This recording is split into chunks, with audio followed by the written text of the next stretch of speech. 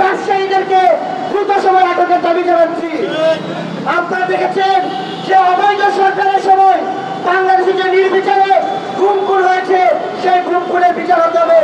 আমরা এখান থেকে বলতে চাই, এই সরকারের আমলে গত 15 বছর যতগুলো গুম নির্যাতন হয়েছে সবগুলোর বিচার করতে হবে এবং এই নির্দেশদাতা এই শেখ হাসিনাকে অবশ্যই বিচার মুখোমুখি করতে হবে। আমরা এই শেখ হাসিনার বিচারের মাধ্যমে প্রমাণ করতে চাই বাংলাদেশে কোন স্বৈর শাসকের জায়গা নাই।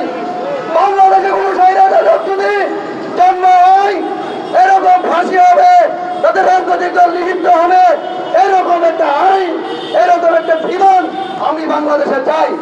আমি বাংলার মানুষের কাছে আশা করি আপনারা যেমন 5 আগস্ট রক্ত দিয়ে শ্রম দিয়ে আপনারা এই দেশকে স্বৈরাচার মুক্ত করেছেন, স্বৈরাচার শেখ হাসিনার পতন ঘটিয়েছেন, এইভাবে বাংলাদেশের রাজপথ ধরে রাখেন।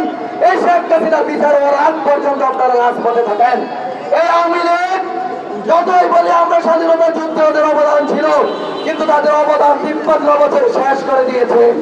তাদের অবদান 15 বছরের শাসন, তারা রক্ত দিয়ে শাসন করেছে, জোর করে বিনাপুরে তারা শাসন করেছে। তারা কাউকে অধিকার দেয় নাই, তারা আমাদের রক্ত চুষে তারা ক্ষমতায় টিকেছিল।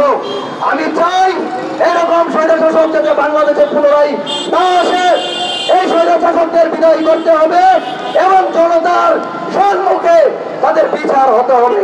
না হলে আমাদের এই রক্ত বৃথা যাবে। শত শত ছাত্র জনতার রক্ত যেন বৃথা না যায়, আপনারা সকলেই সেই চেষ্টা করে যাবেন।